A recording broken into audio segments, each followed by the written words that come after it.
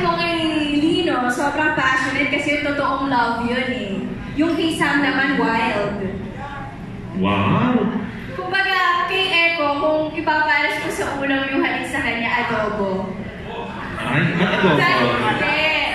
Maasim maalat? Kasi kahit paulit-ulit hindi nakakasawa. Wow! Ay, yung kay Sam? Yung kay Sam, Bicol Express. Kasi hot. Mainit magata? Magata? Aray! Oo. Maganda. Sabi niya kasi Sam? Alam mo, di yung makakalimutan yung mga Jackie jokes. Ayun ba? Ano yun? Ano yung mga Jackie jokes? Na-reveal namin na si Ian para dapat magkaroon siya ng sarili niya sa Instagram, Jackie jokes. Like what? Ano mga jokes? Sample ka na.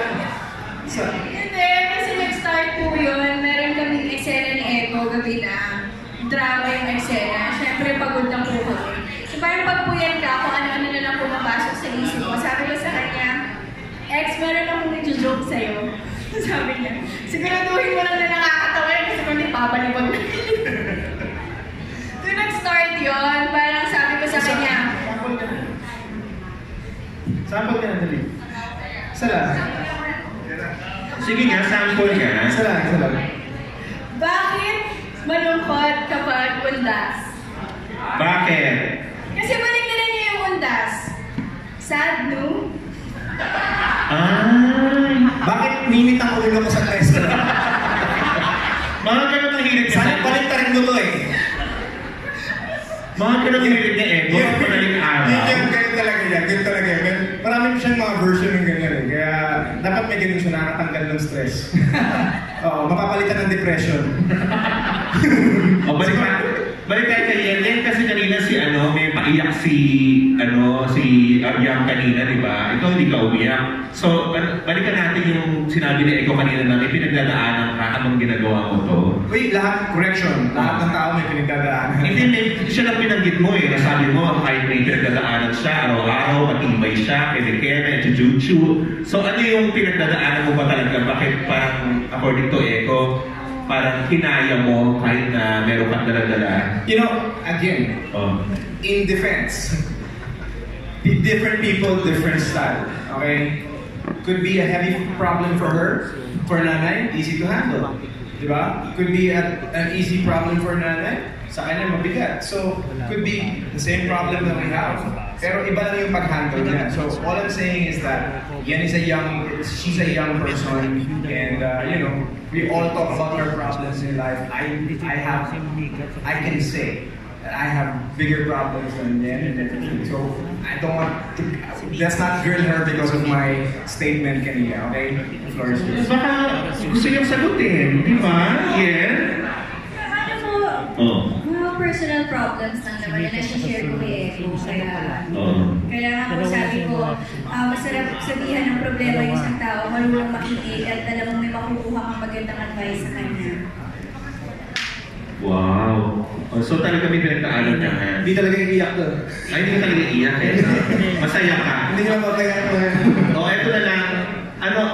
Yen and Yang, feeling niyo ba ito because of halik? Kasi parang talaga because of this show, naging mga household name yung mga pangalan ninyo. Dito kayo parang nakilala talaga ng mga tao.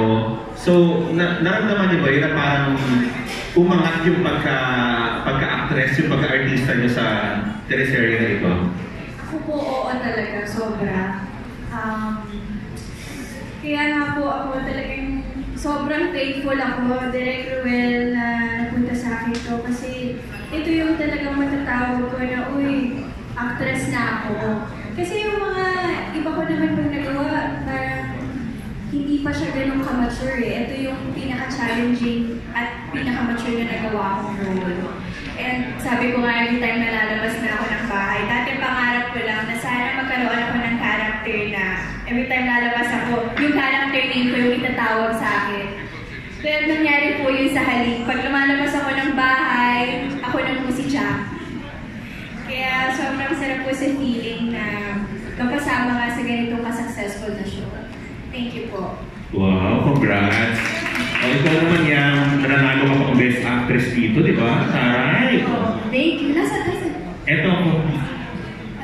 Ayun. Hello.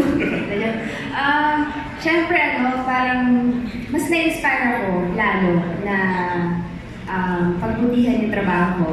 Ang hirap kasi, sobrang challenging i-portray ng role ni Jade. Very complex, very round character, very flawed. So, para sa akin, tinanggap ko yung challenge na yun for me to grow as an actress. And I've really learned a lot. What a journey it has been for me. Especially sa aking career. Tsaka understanding the craft. Because I have my co-actors, directors, na very generous sa kanilang knowledge about it. So, ang dami ko talagang natutunan. And it humbles me also in a way. Kasi, parang, ang galing yung pag lumalabas ako, Jade na yung pangalan ko. Minsan, hindi nga nila ako tinatawag na yan. Makakalimutan nila ako. Hindi nila, ano ang pangalan niya? Si Jade yan, si Jade. Ayun. So, parang nakakatuwa, nakaka-flatter.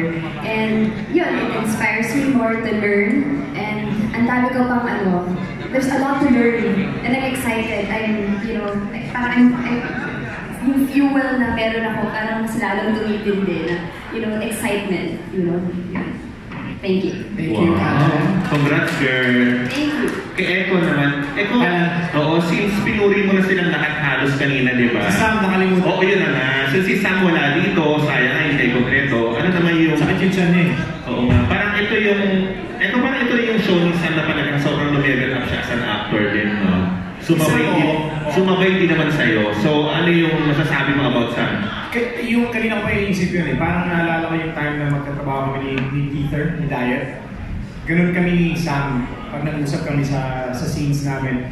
Si Sam, he's a very athletic actor also. He receives punches very well.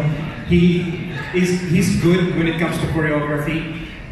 He's a musician also, and so he understands, di ba? Iba rin yung sensibility niya, ika nga din sa And parang from working on his Tagalog to actually thinking about his lines na paano ko ba sasabihin ko? He's open like that.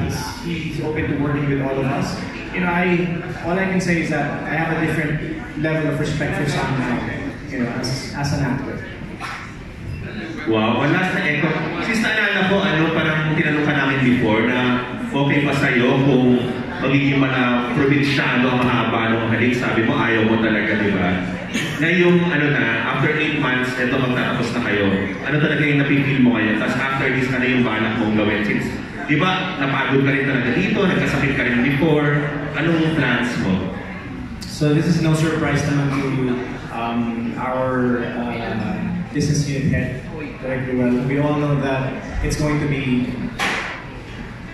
sad to not extend the show anymore, but it's also going to be really, really unwise to extend the show further back. It's like we're only doing it for the money already. And there's nothing wrong with that. Minsan kailangan mo ng trabaho. But I also suggested a book too. Hindi naman pwede hindi magtapos ng ganun. Why do I always feel like I want to rush into the next project? I've been working on soap operas or TV shows for 20 years now, 23 years now. Yeah, so it's actually a very good question na hindi ako prepared to answer right now, but I have a clear answer in my head. I don't want to do soaps anymore. And is that a problem for me? No. Do I want to stop TV? No. It's a time for me to challenge myself to create something new for myself. And hopefully it works. So maybe it's a sign that you asked me that because at least I can promise myself that I will graduate already from soap operas. But a different kind of TV show, why not?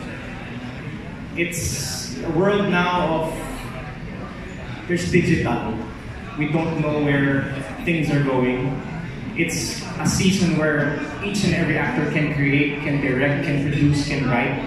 And one of the very few that actually offered me that is Ruel Bayani. And so I love Director Ruel Bayani. Last night I was watching Aguiw, the episode he directed when I was very young at 2:30 a.m. His very first masterpiece. Maalaala mo kaya, Gloria